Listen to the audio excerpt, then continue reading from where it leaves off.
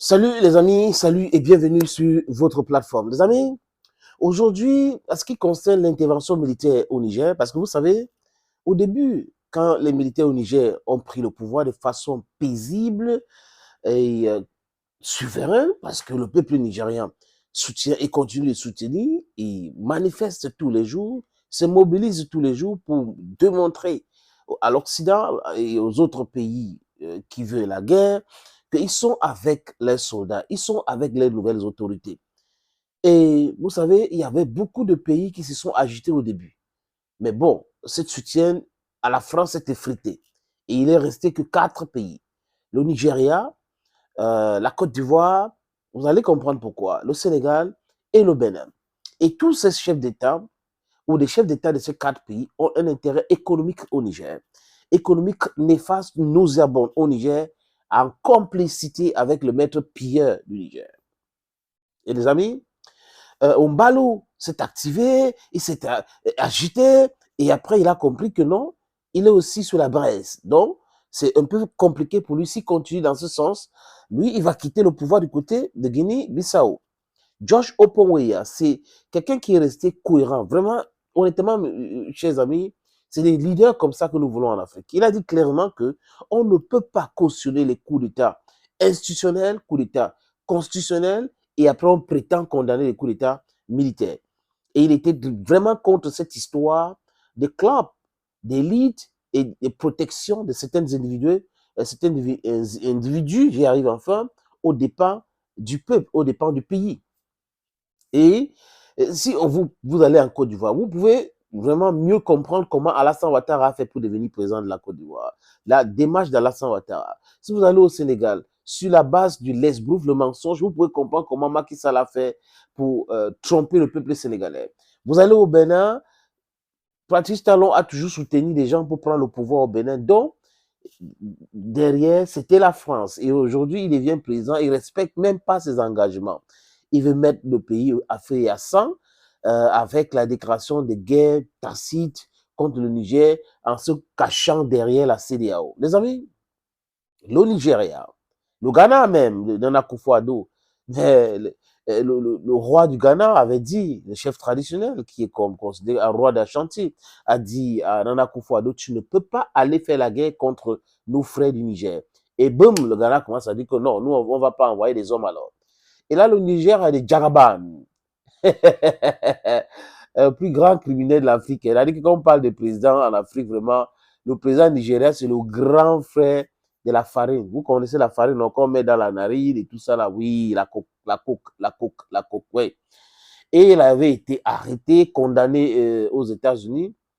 Et on n'a même pas, des amis, des traces par rapport à ses diplômes, avec qui il a fréquenté, comment il a pu faire pour arriver là-bas où il est aujourd'hui. Donc, c'est la mafia qui s'est mise en branle comme ça pour organiser a leeway to Tinubu, to the presidency of Nigeria, to Aso Rock.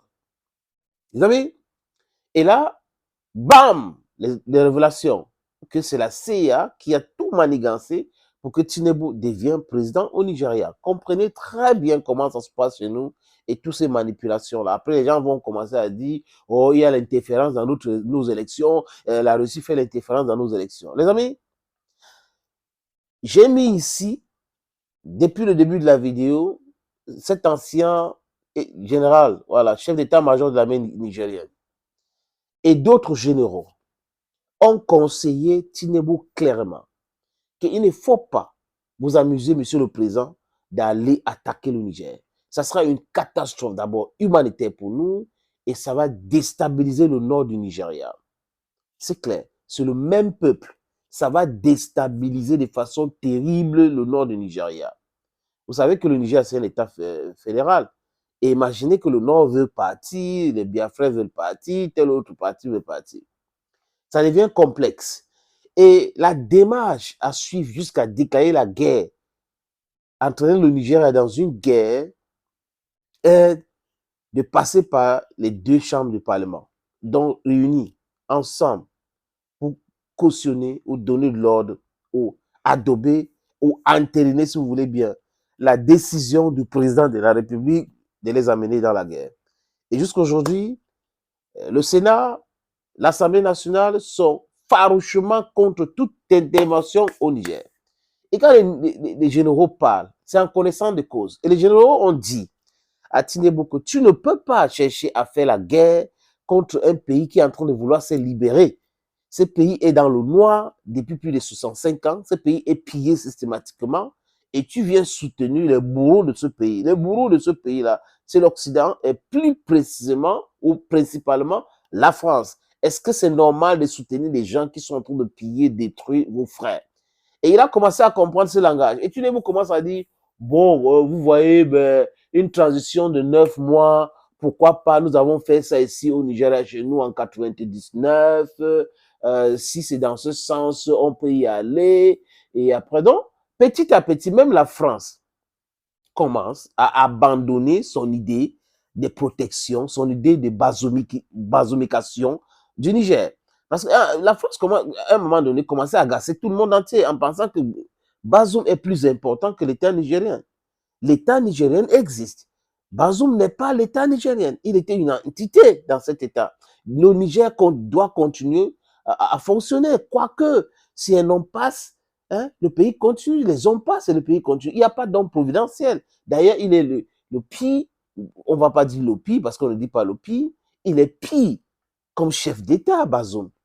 Les déclarations démontrent que c'est un amateur, hein, c'est un rebelle, éternel rebelle qui n'arrive pas à enlever ce truc de rebelle dans lui. En fait, c'est de ça qu'il est question.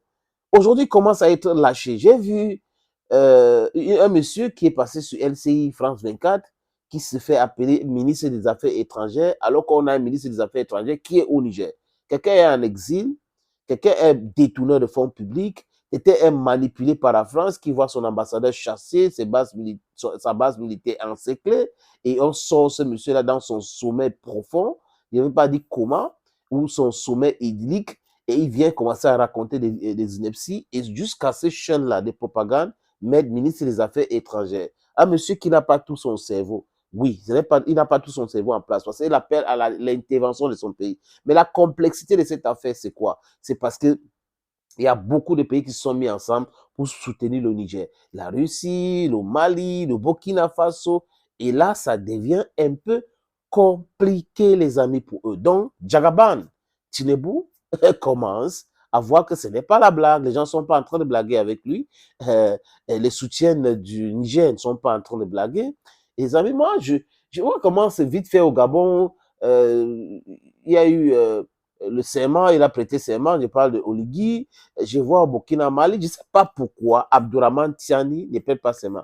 J'espère bien qu'il n'entend pas donner ce pouvoir au fils de Mohamedou Issoufou. Parce que la révolution au Niger aujourd'hui dépasse, ce n'est pas une affaire des hommes, c'est une affaire de souveraineté, une affaire de l'indépendance et ça concerne toute l'Afrique. Yes, let peace reign in Niger, peace reign in Africa.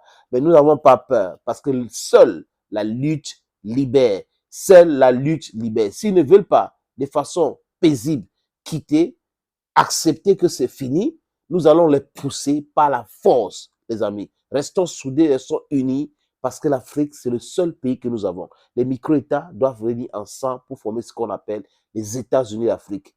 Une seule armée, un seul passeport, et les amis, on brise toutes les barrières. Merci, and bye bye for now.